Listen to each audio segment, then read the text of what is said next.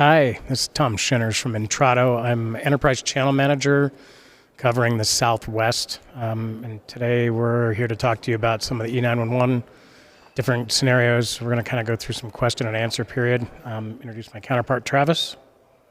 Hi folks, I'm Travis Dahlgren. I'm a pre-sales engineer with Intrado Life and Safety, and I'm here to help customers kind of understand what goes on in Microsoft Teams and 911 today. Perfect. We're just going to handle this, kind of question and answer and kind of go through some things. What we're covering is a lot of the questions and information that we've received from partners, customers throughout the years. And hopefully as we walk through this, you guys will get an idea of what types of things people are looking at, especially around compliance and the requirements and needs for that. So let's just start right here, Travis. So why is emergency calling in Teams something leaders should care about right now? There's two drivers here that we talked about customers, not necessarily Teams, but what I want to point out with Microsoft Teams is it's different, right? It's different than a traditional 911 call. It's something you have to take in effect or take into advisement when you're working with Microsoft Teams today. So location actually goes with the call in Microsoft Teams. So you need a voice service provider or an emergency provider that can consume that at call time, and it's important to understand that. Microsoft does have a list of partners they can work with direct routing today, and Intrado happens to be one of those today. So the big part of this is that location goes with the call. For the folks on the call that are kind of understanding, and on the technical side, it's PID-flow, right? So that location information is utilized to direct that call to the correct answering point, and then down to the provide that same location in that location information today. So that's the big reason why we want to have everybody at RISE. The drivers behind that are two federal laws. One is RABOM. So RABOM, Section 506, asking you to provide a dispatchable location. And then there's also Carey's Law. So Carey's Law is based off an actual incident that happened at a hotel where a 911 call was not able to leave the premise because it required that 9 be dialed or a prefix be dialed in front of that. So I want to make everybody aware there's two pieces of federal legislation today that kind of drive that and why it makes it so important in Microsoft Teams today. Yeah, and those are easily looked up, right? So yep, you can go and look up Carey's Law, K-A-R-I''S, RABOMS Act. With some of the other things, like there's Alyssa's Law and there's a New York retail law now. New York retail law where they require a silent panic alarm as well, right? So the retailers in New York have to look at that as well. So yeah, and that law, that requirement is that they have to have a silent alarm button, which is still going to do a 911, be able to take care of that, which you still have to use a phone system of some sort for. So exactly. Again, Teams could play into that, and there's different ways to pull all that together. Exactly. Talk a little bit about like compliance and duty of care. So the compliance we talked about. What about duty of care, and let's explain more about what that means. That's a great question. So duty of care is kind of a enterprise's responsibility to provide dispatchers information for that call, that location they say, and that's what their responsibility is asking. Really, what it is there to take care of your employees, right? So if they call 911. Are dispatchers getting to the right area? Are they getting to the right place? That's what duty of care is. Are you taking care of that for your employees? Really what it boils down to is that, that's what I want to do. I want to take care of my employees and provide that. So duty of care is that, to deliver that information to a dispatcher so that they can properly dispatch that call today. Yeah, and I think the other thing to really kind of grasp overall is within that duty of care. Now, the mobility is such a big part of anything anymore. Right. From a business standpoint, from the SLED, federal government, we all work in hybrid environments for the most part. So that aspect really breaks that legacy assumption about a fixed location that was really assigned with the PSTN, right? Yeah. I mean, and in Microsoft Teams, that location is derived from a network element, right? So there's some automation you can build into Microsoft Teams, and Microsoft's kind of forward-thinking in that way that you can have some automation to find those devices for you. You don't have to go out and catalog each device and a location for each device. There's what they call a LIS, or a location information server, and that's basically a network map. And you can have a subnet in there. You can have a layer 2 switch port, layer 2 switch chassis, or even a BSSI even access point today. All of those pieces of information used locate a caller automatically using that list server, so your Teams client has that ability to ask that user where it's located, and then that location is retained specific for a 911 call. So that's where Teams kind of differentiates itself from other platforms today in retaining that location information using that list. Cool. Let's talk about, in your opinion, and obviously you've been involved in a lot of this stuff for some time, what do customers get wrong most often about emergency calling in Teams? I think with the come 2020 and the advent of Ray Baum's Act, really, it's been taken a little too lightly, I think. Ray Baum is asking you to provide a commitment and an ongoing support for dispatchable location. And there is a lift to a lot of customers today where they basically have locations set up per building, right? So they're providing a curbside address for dispatch, and that curbside address may not be enough, folks, and that's what Ray Baum is trying to address. So recently we've seen some push from the FCC to try to solve for that, and that's where kind of Entrado tries to help out customers today. What we see from the FCC, and especially in Microsoft Teams, where that location is dynamic today. It's coming, and it's actually in your own tenant, right? So it's nothing really Entrado's offering. We're just consuming that at call time, but in your tenant today, you have that ability to configure a dispatchable location. You have the ability to configure that network map. You also have that ability to configure security for Carey's Law to provide them location information at call time and a callback number, which Carey's Law is asking for today. So in Microsoft Teams, you can handle that right in the tenant itself. Nothing that Entrado's adding or taking away there. Nice. Yeah, I think the other thing to call out too is that the mass assumption for years and years and years with all of the phone systems and everything that were on-prem, and you had your lines being delivered on-prem and then rolling some stuff outside. But the thought was, well, if I have connectivity, then I have 911. That's right. And that used to be the case. Yeah, and that's great. And Microsoft does offer those kind of packages, right? They offer a license pack, everything built in, and 911 is not built in, folks. There's functionality for 911, but you do have to work to build that network map. You do have to work with a provider that can consume that PID flow at the time of the call, and think about and plan around Ray Baum's and Carey's Law today. Yeah. Also, like, again, we talked about that. The configuration, a lot of times people think, oh, because we configured it, that verified readiness, and that's not the case either. No. So configuring and then making sure you're taking that time to do the testing. That's exactly it. Creating that entire process so that you're testing across the board. Like one of the questions we got today, and something we're starting to look into and come up with is like, okay, we think everything was set up, and now we're there a year or two or three down the road. And the question was, well, how do I know I'm still compliant? And is there some type of audit process or what's done? And it's a really good question, and I don't know that any of us really have an answer for that right now. No, but it is a responsibility, right? So there is a responsibility outlined in Ray Baum for the MLTS, not necessarily the 911 provider, but your 911 provider is there to help. And if you do face those type of compliance questions, we're there to help, really, in what we can do to provide that information. So let's talk about excuse me, why compliance is a must-have. Why? I mean, again, yeah, federal law, different laws have been mandated, this type of thing. But as an SE coming to a customer and partners and saying, hey, here's the reason why compliance is a must-have. It's not an optional type scenario. Yeah, mostly we'll point to the federal laws. Entrado doesn't necessarily come in and say, hey, you got to do this, you got to do that. But we do lend an ear towards Ray Baum. We do lend an ear towards Carey's Law, the Retail Workers Act, Alyssa's Law today to help customers prepare and solve for that.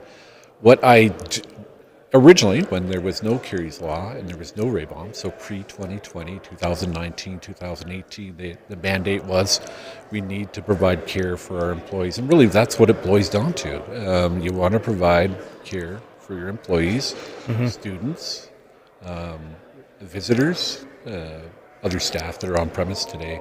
If they call 911 and they cannot speak to a caller, does the default location goes out? Explain where that caller is located today. That's what a dispatch is looking for. That's what first responders are looking for. And that's really what the driver is, that duty of care that we mentioned earlier, caring about your employees, your staff, students, faculty. And prior to 911, prior to Kerry's Law or Kerry's Law today, or Kerry's Law or Raybon's Act today, that's what the driver was. Kerry's Law, Raybon's Act is driving that home. Yeah.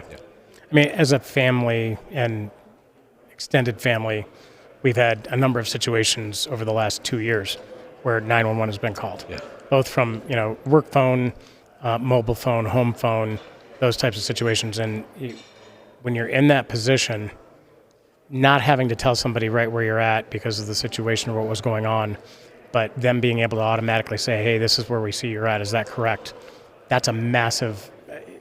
It speeds up the time, right? In order to, A, get a response, B, make sure they're sending somebody to the right place, C, cutting down all of that information so that you're not having to make sure. If it had to go, like we've got the emergency, the ECRC, Emergency Call Routing Center. So if that information isn't part of the call when it's sent from a 911 perspective, it's going to go to our call center, which we have people that are staffed, previously had to work for 2 years in a 911 center. They're all certified. They come in and they get more certification and training on our side. And their entire job is just to make sure of like where this emergency is happening so that they can then route it to the right PSAP. That takes extra time. And when lives are on the line, you may not have that 2 minutes or 3 minutes or whatever in order to help save somebody. Preferably we can route that call direct to the answering point with a dispatchable location. There are contingencies that we have in place to introduce a human in case there is an issue, right? So in Microsoft Teams today, there's actually functionality built in that when you are remote, you are providing your own location, either through location services in the laptop or you're providing it through a prompt in Microsoft Teams. That location information is not verified, right, in any way by Intrado or Microsoft today. So what Intrado asks or Microsoft, or what Microsoft asks Intrado to do is route that call to our call center, as Tom was pointing out. That agent's responsibility is then to confirm location with that caller, right? So if the caller did have some type of location in there, we'll see that and confirm it with the caller. If they didn't have location information there, we'll ask the caller for their location information. A risk is there still, right? If that location information is not there and that caller cannot speak, there's still a risk, right? So it's very important to get location information in and get that call direct to the answering point if possible. Yeah. Walk us through kind of what happens when someone dials 911 from Teams. So some of those variables that affect the outcomes that we're talking about. Yeah, so in Microsoft Teams today, when your device is capable or understands its location, it does that through one of two ways. One is through the list, or the other is through location services through the operating system that you're utilizing today, or the user can actually enter a location in. When the list is utilized, that call will come through the client itself up into the Teams tenant, back down via direct route if you're using direct routing today. If you're using Operator Connect, it'll go to the operator's SBC. From there, that call is then switched to Intrado. It's sent to Intrado, and embedded in that call is a MIME attachment and multi-part SDP today, and that's called PIDFlow. So it's presence information as part of that SIP invite. Intrado reads that in dynamically. Also in that SIP invite is going to be an XY coordinate. So that XY coordinate is used to determine the answering point that provides dispatch service for that caller today. So Intrado has a GIS platform in the background that takes a look at that location information and plots it on a map. That map has boundaries, and those boundaries basically defines distinct service areas for their answering points today. So we don't route to the nearest call, the nearest answering point. We route to the answering point that provides dispatch service for that caller's location today. So when that call is received by the answering point, they'll receive the callback number at call time. They'll also receive a query key to query Intrado's database and get that location information that was actually sent in the PIDFlow. So that's basically how it works in a 911 call for Microsoft Teams today. If that user is off-premise, Microsoft has asked us to verify that user's location information today. So that call is going to come into Intrado. There's a method flag in the PIDFlow and Toronto's going to read that in, determine if it was a list or if it was an assist by the operating system today, and whether or not that caller changed their location or didn't confirm their location. So in the cases where they changed their location or didn't confirm their location, that call is going to route to the ECRC. So in this case, Microsoft's asked us to route the call to the ECRC. The agent at the ECRC is going to ask that caller where they're located. If the PITA flow is there, if there's location information that the user entered, they'll see that and ask the user to confirm that information. And then we'll perform a warm handoff to the answering point over the native 911 trunk, so it's queued up as a proper 911 call. And then from there, the ECRC disconnects from the call once the PSAP acknowledges the information. So the hurdles there are naturally the location information should be in the call to get that call directly to the answering point, and ideally the user has confirmed that location when they're remote. That gets a call directly to the answering point, saves a lot of time. If we have to confirm information, the user changes their location, it's not validated today, we want to confirm that. That does a little time to the call. Other than that, Microsoft Teams is probably one of the most advanced systems for configuring 911 and location information for customers today. Good information. Let's take it back to a core aspect a little bit about internal notifications. So somebody dials 911.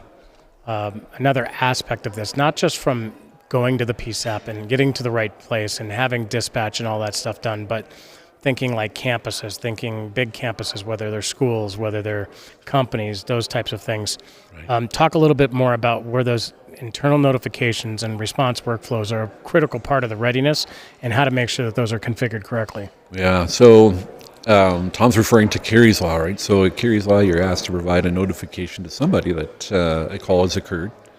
And that notification needs to contain the location information and a valid callback number. So Intrado can do that with the emergency basic service and our emergency routing services today.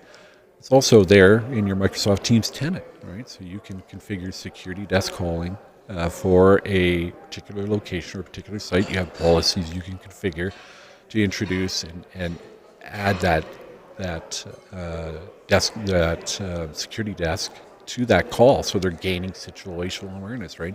So the situational awareness becomes very important, especially if you're dealing with critical situations like an active shooter or there's a fire or a medical emergency. You need to understand information around that, gain situational awareness, so you're implementing a response plan or an emergency response plan or an incident response plan.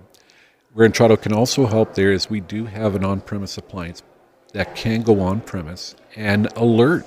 Its functionality is to tie into the ERS to receive a trigger or an event, and that appliance itself can then alert out to almost anything today. So if you have speakers that are IP connected today, they can make an announcement. So if those speakers, you probably won't want to do that on a 911 call. That call is probably when you want to alert the security desk and provide them information around the caller's location, as well as introduce features to if it is an incident where there is an active shooter involved, the ability to lock doors through this appliance or provide multicast recordings out to devices today. So those kind of things Intrado can help with too in providing assistance with Carey's Law and kind of going over and above Carey's Law today. We can also, like I said, in Microsoft Teams, gaining that situation is huge if you do have emergency response plans today. Got it. Yeah. One of the questions, we covered this a little bit earlier, but again, a lot of times we're getting that, how do I know if I'm compliant, and then how do we stay compliant? Right. So to know that you're compliant, I'm not sure you can know that you're compliant. It's just you're going to do your best effort to become compliant with the RABOM situation. It is risk, right? You're trying to solve for risk. You're trying to cover your bets every way. Utilize a vendor that can help out there is probably a good, example or a good recommendation. A vendor can typically help. So a good VPC vendor, a VPC vendor is a voice positioning center. It's a NINA acronym. There's several vendors out there that can help you. Intrado is one of them with their ERS product. There's other vendors out there as well that can help out and consume that location information and provide that. I think also, I mean, we talk about networks and infrastructure, and I've got a huge history from that side of the business, right? So everything from IT to, down to the desktop and physical phones and stuff like that. When people are planning deployments, when they're going through all of these processes and then making the deployments and everything else, one of the biggest things that a lot of times they don't take enough time to do is that testing aspect, right? You've got to do that. If you're not doing that, then you're risking to be non-compliant. A lot of, for years and years and years, in Microsoft, in every instance from an IT infrastructure standpoint, routing, networks that are being set up, we do a lot of that. We do a lot of testing. People have done that for years and years, but there's often times where you don't have that checklist that's going all the way down. And typically, whether it's a sales process, whether it's internal, whatever it is, when you've got an entire process set up, make sure you're checking the boxes, right? No matter what it is. And don't skip a part, because skipping that one part could leave you open, and it could completely void or eliminate a compliance factor that you could be actually handling and going through that aspect of it. Right. Let's see. Let's do some quick rapid fires here. So what do you think the biggest hidden risk customers miss is? Oh boy, biggest hidden risk. It's misinterpreting RABOM. Honestly, it's RABOM is not just asking you to come in compliance; they're asking you to stay in compliance. Right. So think of it as long term. You have to have change control in place. So if you're looking to introduce some discovery on a VLAN or your a network port or an entire data switch or even your wireless access points, keep in mind if those move, so does that. That needs to be reflected in your 911 database. So there's constant maintenance to that, right? So underestimating RABOM and its requirements is what I see a lot of today, and there can be a lot of risks there. Yeah, the other thing that comes to mind when we think about this and we're talking with partners and customers about it is that think about your data compliance. Think about other things you're doing in the business, like even down to the desktop, making sure that antivirus and that all the holes are plugged in your network so there's no outside-in intrusions, and all of these things that are a constant aspect within the IT scheme, right? Everything that they built for the actual network. And for some reason, to me, it still seems that companies still just take phone systems for granted, and they take whatever it is that they're putting in, and they're testing everything else on a regular basis. I mean, there's a process in there where you're going through and making sure that your firewalls and your SBCs and whatever infrastructure you have are all built, and that everything's up to what the latest and greatest firmware is, even within Microsoft, right? But again, making sure that you're testing on the back end from those aspects, and it doesn't mean you have to test every extension necessarily, but making sure when you're making those changes, do a handful of those and write that into your script of the things that you're doing as a company. And if you're using a provider as a value-added service provider, or somebody that's a reseller, or somebody that's doing the consulting and doing the implementation, stuff like that, make sure you're including them in that process and building that process into your own. Exactly. Yep. Most overlooked stakeholder inside the business. Tom and I are both out of the IT side, and I'm going to say the IT guy. Honestly, the IT guy you need as well in Microsoft Teams. Your locations are based on voice VLANs. Your locations are based on a switch port or a switch chassis, right? That's your IT team. Get them involved, your network team.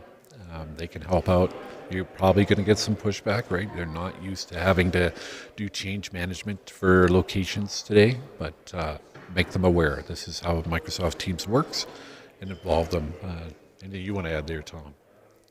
Yeah, I would say the IT team for sure. I would say other stakeholders that, okay, so when we're looking at this entire thing, we're changing voice networks, we're going to Teams, or we're blending multiple systems together and those types of things. I think oftentimes you've got your CTO, the CIO, the Chief Information Officer, because he's responsible for everything, right? So when it does come to compliance and somebody's going and saying, hey, you weren't compliant, they're going back and looking at those types of things, and the logs and all the things where a 911 call could have happened.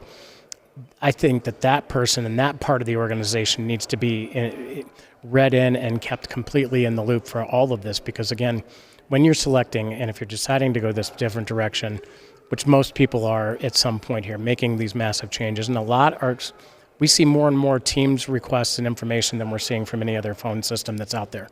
So I think that's one of the overlooked stakeholders.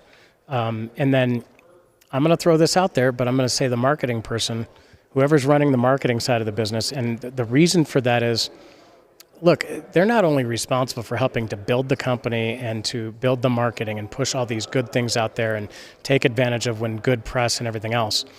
They're also the ones that are 100% responsible for negative press, negative issues. So if you did not get something compliant and something did happen, then that becomes a major negative against the company, and they need to be aware of what's happening so that they can have some input on that in order to avoid those situations as well. Exactly, I agree. I love this question, and I don't think there's a great answer, but I'm going to ask it anyway. So what's the best way to test without causing disruption? Oh, boy.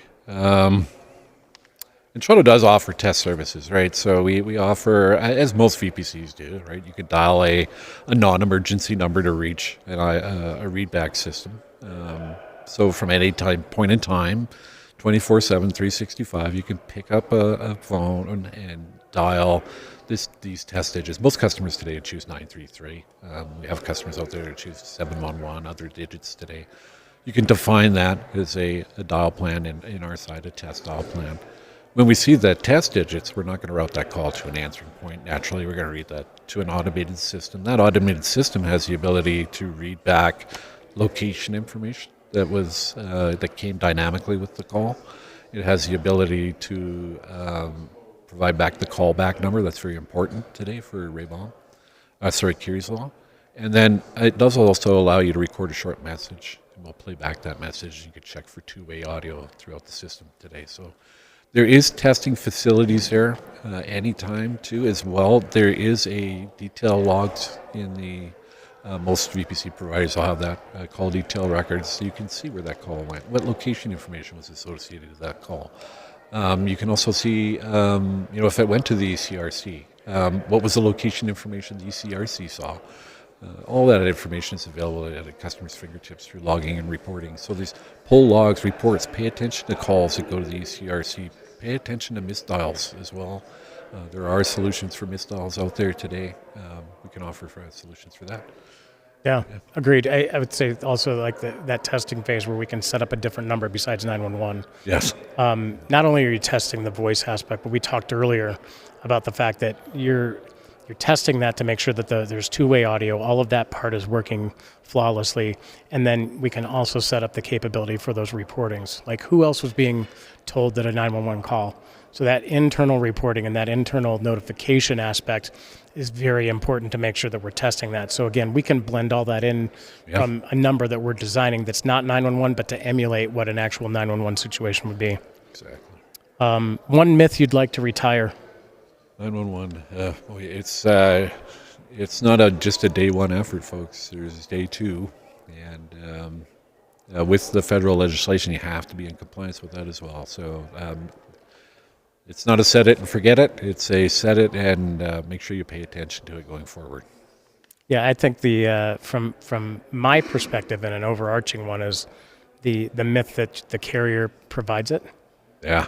That's the biggest one. I mean, like, how many times have we heard that where it's like, oh, yeah, we're going to Microsoft Teams, or we've got Microsoft Teams. We've had a lot of these conversations. Yes. And then they're like, okay, well, great. Who are you getting your connectivity through? If you're getting it from Microsoft, it's embedded in there. And a really good possibility that we're handling that on the back end.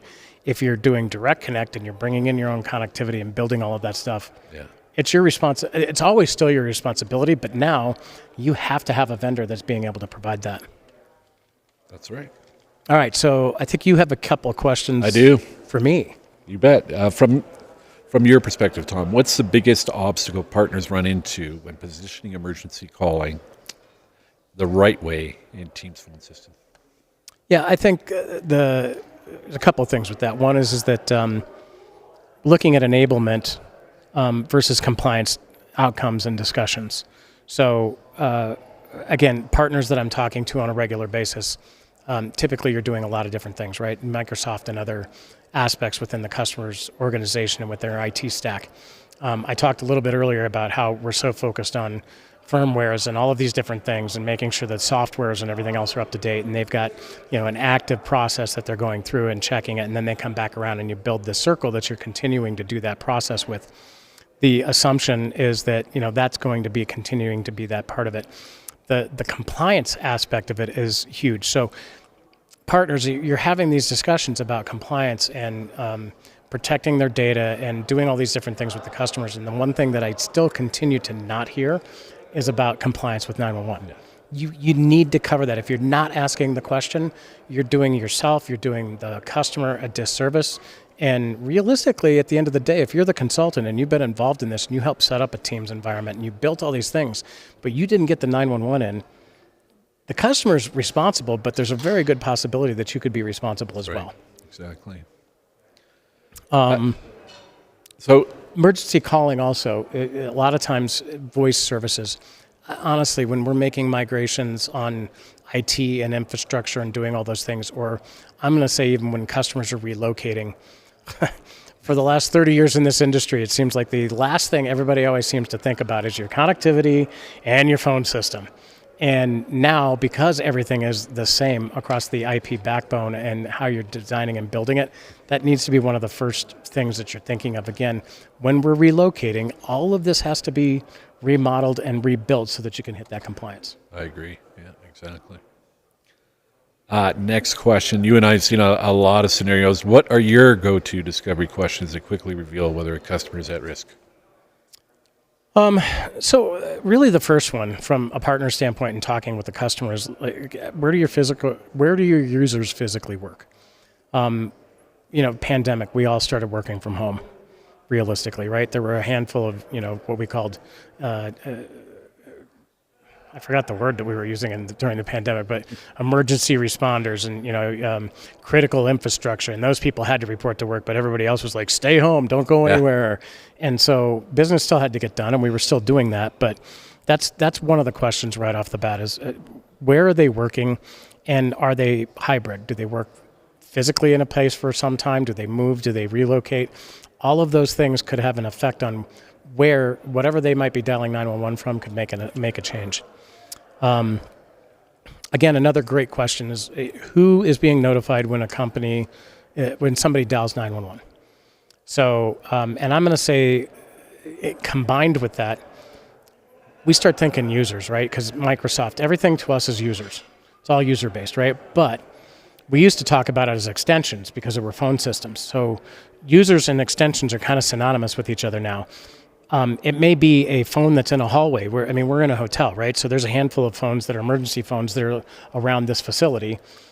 To us, in the Teams world, that's still a user, even though we used to think of it as an extension. So again, making sure who's getting notified and where is that call coming from so that you can identify where that emergency response location is and getting that information into the right people's hands. Asking that question, how are you notifying today? Are you notifying today? What's the process for that? We talked about the testing, right? So how are you doing testing today? How are you proving readiness? Are you doing it more than once a year? Yes or no? If you're not doing it more than once a year, then you're doing yourself and your client a disservice, because I can guarantee you, how many people do we know from companies just recently that have been laid off or let go, or people that have left on their own and they've replaced those people? And every time you're making a change to users and capabilities within a network, it's affecting all of this as well. Exactly. The other thing I would ask customers and partners, specifically partners to be asking your customers, is what non-team systems must be aligned. So again, we're consulting on all these different things and we're talking about all these different things, but again, this is a complete ecosystem where all of these things are having to work together.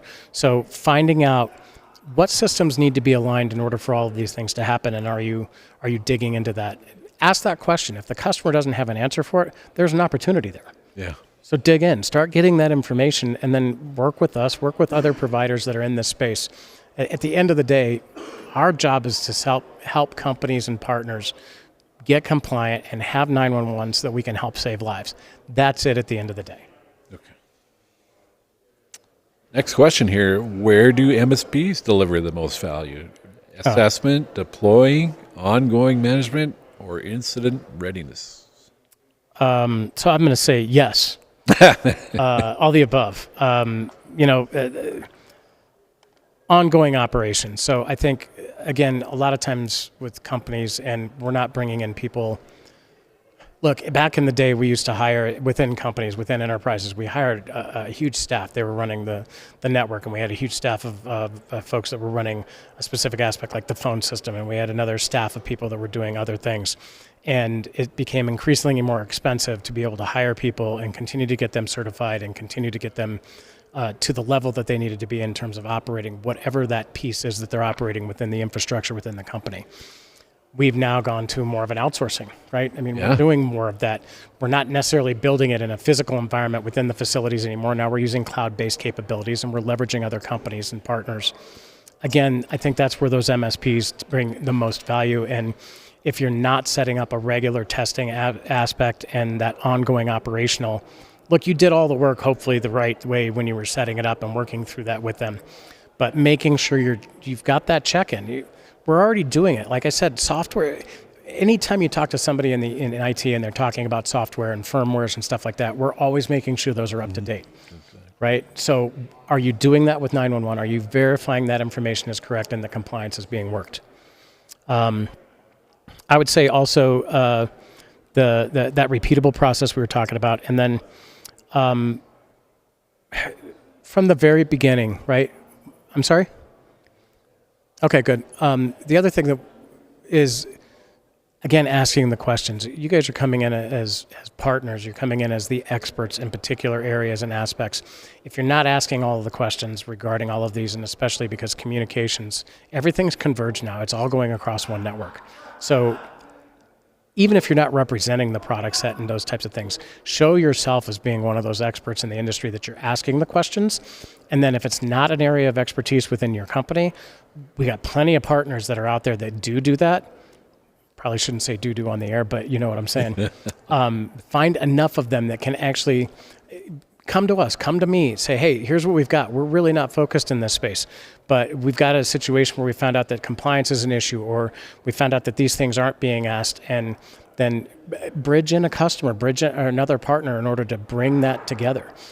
There's a number of people here at this conference that are, I'd say, hired guns, for lack of a better term, that they're working for multiple companies out there that are focused in this space because they know teams, they know this infrastructure extremely well.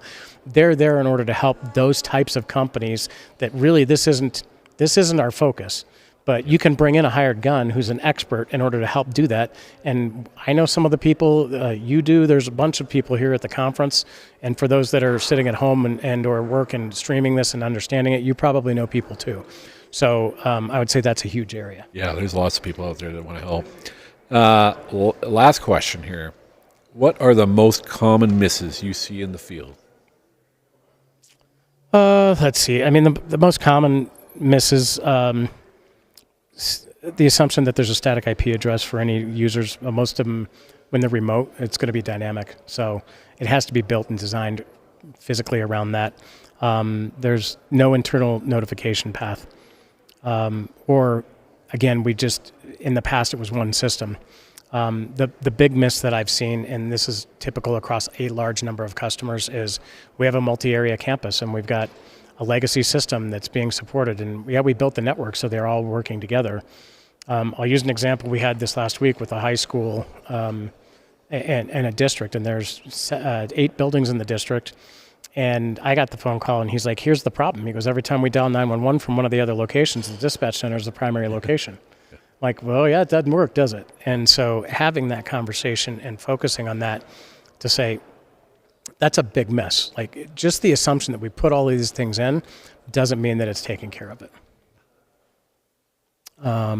Let's see, what else can I talked about compliance, duty of care. Again, I'm going to go back to this. Look, if talking to different partners and going through this with them and talking about to their customers, and what they've come back to say is like, oh, the customer's not worried about it until the FCC and compliance and these other things are coming in and they're forcing the issue, right?